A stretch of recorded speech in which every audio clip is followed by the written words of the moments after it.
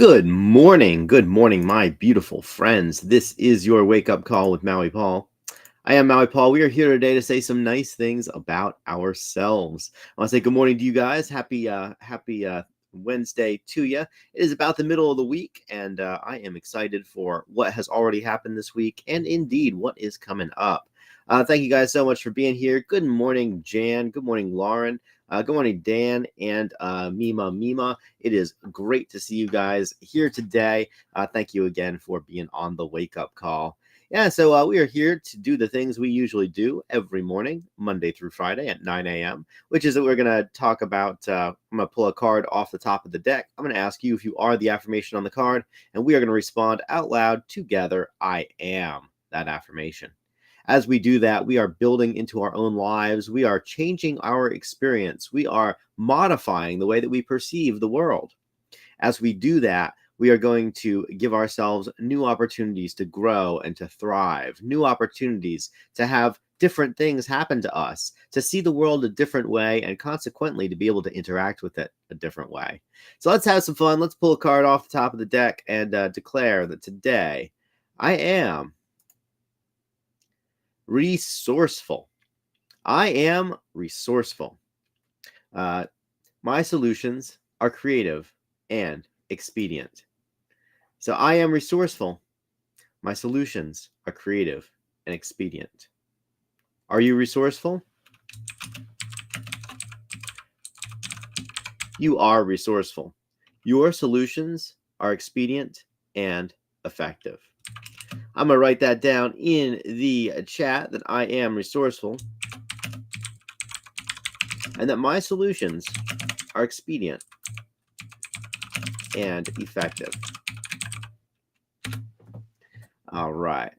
So we are resourceful people. We know what kind of resources that we have available to us, and we know how to use them to maximum effect in order to accomplish the things that we would like to accomplish. When I was a kid, I thought that I'd be able to accomplish anything and everything. And as I got older, I realized that there were a limited amount of resources that I had in my life. I was a kid. My primary lack of resource was usually a money resource, because kids don't tend to have a lot of that. But as I got older, I realized that there were all kinds of other resources that were around me. And it wasn't just a money resource. Oftentimes, I got to a point as an adult when I had plenty of money, and yet I still wasn't accomplishing the things that I wanted to accomplish. And I recognized it wasn't for a lack of resources. It was for a lack of understanding of how to apply them, or even more commonly, at least in my case, a lack of courage to apply them, because I didn't have the vision as to what I really wanted to achieve. And I was scared that if I used the resources to achieve a vision that I did not want, that I would just waste them and that I would waste my life. And indeed, this was my fear for a very long time. And when I really got a handle or a grip on what my resources were and what I desire to achieve, and I was able to use those resources without fear, came to an understanding that that the resources which were available to me are not a finite resource. They are an infinite resource. There's always more of it. And so the solutions that I would come up with were always designed to continue to maximize the resources that I had available to me, or to transform those resources into something different, to transform them into a different kind of resource. I was recently doing my my end of month budgeting stuff. I will take a look at all of my typically financial resources at the beginning or at the end usually of the month, and just kind of see where I stand. And one of the things that one of the ways that I compute my own household value is by looking at the ratio, not just of assets to liabilities, but also the ratio of liquid assets to illiquid assets. What are assets that can be very readily turned into something different and consequently used that way, versus what are assets that can't be readily turned into something different. And so, for example, money in a bank account is an asset. Money is a liquid asset. Money in a retirement account is a kind of sort of liquid asset. It's like, you can take money out of a retirement account if you really want to. However, there is a cost associated with it. And typically, the cost is that the resources themselves go down a bit in the process of changing them from one thing to another. And so, consequently, in order to use that asset, we either need to use it in the way that it was planned for in the past, aka for retirement, or we have to use it in such a way that it is more beneficial to pay the penalty or whatever, or release it from that account in the benefit that we receive is greater than the cost that it costs us. And so we are resourceful. Our solutions are expedient and effective. An expedient solution is one that uses what is hanging around, what is around us, what is readily available. And of course, when our solutions are effective, then they set us up in a better place than we were before. There's nothing inherently good or bad about using resources, or even about using resources that are typically locked up for some other purpose. The challenge comes, and the ultimate benefit comes from understanding what we are really looking to accomplish, and recognizing, counting the costs, understanding the way that what exactly it is that we have, and how far we can get on our goal. More importantly, how can we use our resources today to set ourselves up for success tomorrow? Each and every one of us has one resource that is universal to all of us, which is that each and every one of us has 24 hours in a day. And how we spend those 24 hours has an outsized effect on the way that our lives go. We could spend our whole lives doing things that are not meaningful to us. We're just doing things because of institutional inertia, because we've done it before, and so therefore we'll do it again, without thinking about whether or not the choices that we're making are still in line with our values. And yet, I've seen people who have the same 24 hours in a day that I do get tremendously more done. When I consider it, it's not that they are harder working than me. Oftentimes, these people are not harder working than me. What it is really is that these people have a much more clear vision about what it is that they are looking to accomplish, and have been working on manifesting that vision for a very, very long time. As we focus on what is most important, as we come to an understanding of the things that are valuable in our world, then it is easier for us to understand whether or not a solution that uses our resources is one that's good for us or one that isn't. And it becomes so much easier to just make that choice. I remember, going back to the story that I had earlier today, I had analysis paralysis. I would be like, well, I could do anything, and yet I choose to do nothing because it seemed like it was safer to do nothing. Of course, doing nothing is a form of doing something. And so when we don't do anything, when we look at all of our resources and say, well, I'm afraid to mobilize these in one direction or another, whenever we do that, we ultimately are choosing inaction. And as we choose inaction, then basically life starts to creep up on us. The default settings in life start to creep up on us. And we find that we are ultimately not accomplishing the things that are most important, and not living that fulfilled, actualized life that each and every one of us desires to live. So I am resourceful today, and my solutions today will be expedient and effective. And you are too. Recognize that you have resources. Recognize that that lack is something that typically comes from from a whole bunch of decisions that we've made in the past that were not in line with our current goals. It's not that we truly have lack. It's just that our resources are not aligned with the things that we are attempting to accomplish. And so as we go through our day, let's recognize that we have many, many different resources available to us, and let's make sure that we use the ones that are most appropriate for the situation. I remember that I was living down in Costa Rica, and I was fairly I had a lot of money at the time, certainly relative to my neighbors in Costa Rica, and I remember that I was living up on this mountaintop, and I had bought a tent, and I was living in a very nice tent, basically up on this mountaintop, and I had spent about 6 months alone on top of this mountaintop, reflecting on my life, which at the time I really didn't like. You'd think that just being able to spend 6 months in Costa Rica would make you like yourself, but it kind of didn't.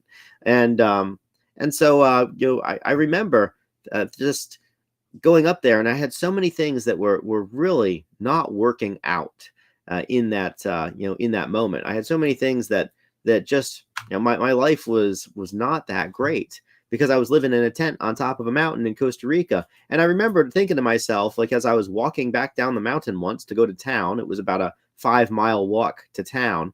Um, but I remember I was taking that 5 mile walk to town, and then I was going to walk back up to the top of the mountain with my stuff, just some things to make my life easier, some lighters and whatnot, just stuff that I needed in order to live comfortably.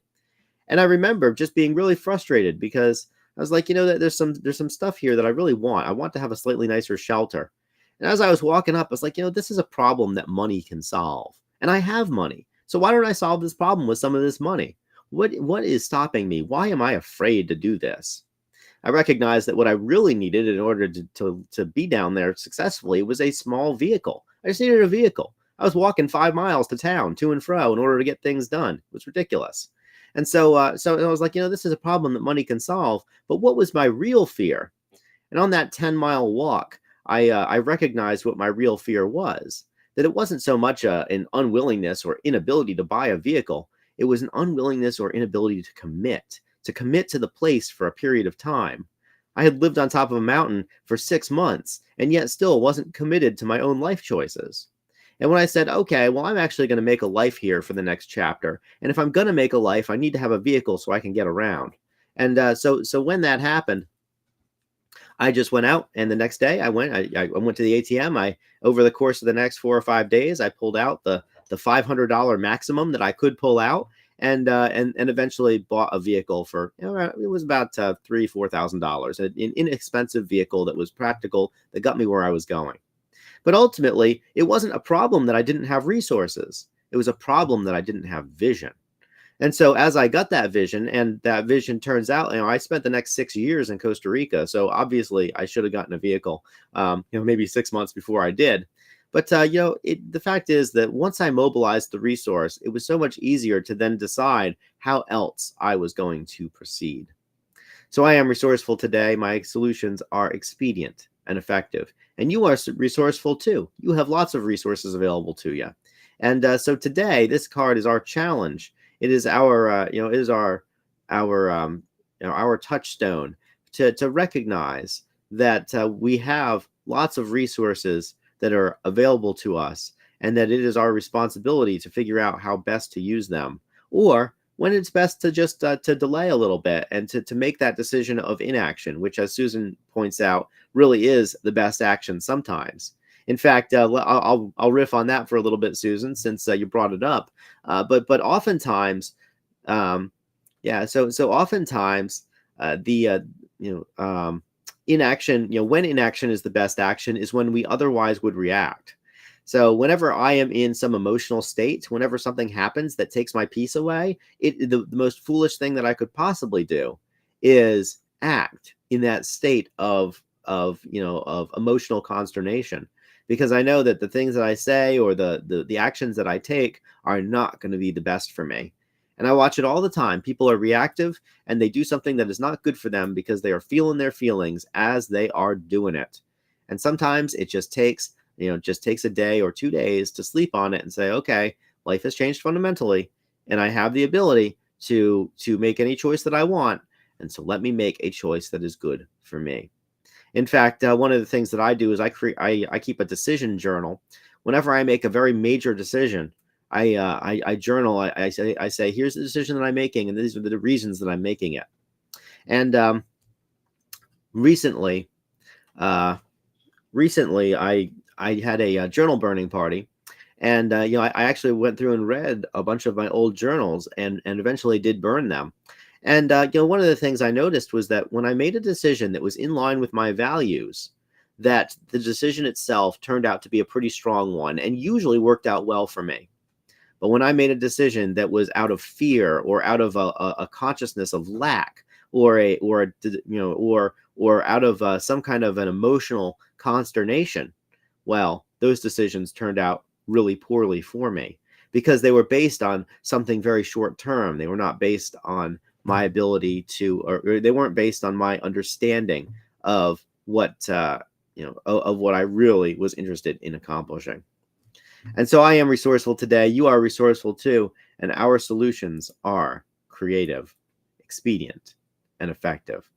So I want to say thank you guys so much for being here. Looks like I got a bunch of comments. Good morning. Let's see here. Good morning to all the other folks who've shown up. Looks like Shauna has come in today. Good morning, Shauna. Let's see. Good morning to you. Let's see. Good morning again, Jan. Good morning, Lauren. Good morning, Dan. Nice. It's fun, Lauren. You say that your resourcefulness today comes from looking for internet to see the wake up call. Thank you so much for that. That's great fun. I love how no matter what, no matter where you're at, middle of the ocean or in the Dominican Republic or wherever, that you make some time to come here and be with this really cool group of people today. And to everybody who makes the effort to show up, you guys are amazing, and thank you for being here. Looks like, yeah, Jan's coming in from her nest in paradise. Very nice. I've seen that nest. Super comfortable place to watch the wake-up call.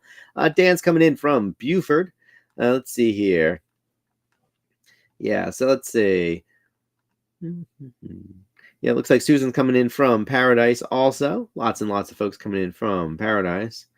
Yeah, so yeah, Anita. I did spend about 6 months alone. Actually, it wasn't completely alone. I spent about a month completely alone up there, except for about once a week, the person who owned the property would actually come up on his quad and drop off some food for me, which was always nice. After about a month or two, he actually came up with food and a dog. He dropped off a dog, and so it was me and a dog up there for the next 5 months. And then sporadically, we had other people who would come and go every now and then. But it was definitely a very clarifying experience for me. Helped me understand the parts of me that I liked, the parts of me that I didn't like. And when you're all alone and there's really nobody else to blame your problems on, it's a very clarifying experience to recognize that everything everything I didn't like in my life was a result of my own choices. And it's very, very obvious when you're living by yourself on top of a mountain. If my bed's not made, it's because I didn't make it. If my refrigerator door was open, or if animals had gotten into my cooler, it's because I hadn't secured it. Literally everything that went wrong that I was frustrated about was my own fault. And it was so obvious that you cannot blame other people when you're alone on top of a mountain. It's a you thing. It was definitely a me thing. And so that's probably one of the biggest lessons I took from it, was taking responsibility for my own life. And and ultimately that's been probably one of the most important and fundamentally profound changes that I've ever made, was simply to recognize that all the stuff that wasn't the way I liked it in life was by and large because of me. And when I changed that stuff, or when I decided to grow as a person so that everything was different, it was tremendously useful. Let's see here. Yeah, Shauna says, yes, I want vision. Vision is one of those things that gives such an outsized benefit in life when we have it. Without vision, the people perish, right? So leaders need to have vision. Otherwise, the people who are led will perish. And the fact is that we also must have vision in our own lives, or else the things which are most important to us will also perish. Let's see. So let's see here. Anita says, be still, my child, and then make a choice. That's right. Whether we choose action or inaction, as Susan says, but whether we choose inaction or action, it does not matter. Ultimately, we are still making a choice. And so let's make choices that are expedient and effective. Let's make choices that use our resources wisely. Let's make choices that set us up for having more resources in the future to make choices with. And let's devise solutions that encompass all of the things that we are working so diligently in order to accomplish. My beautiful friends, I really appreciate you guys being here. Thank you so much for joining the Wake Up Call again. It is always fantastic to see you guys around. And to everybody who hasn't left a comment yet, thank you for being here too. Thank you to the folks who share this thing and help the algorithms on social media understand that this is a message worth spreading. Thank you. And I will talk to you guys tomorrow at 9 a.m. We are at the middle point of our week. We are at the high point of our creativity, of our productivity. So let's rock it today. Let's make sure that we are having an absolutely amazing time. I will talk to you guys tomorrow at 9 a.m. Until then, aloha from paradise.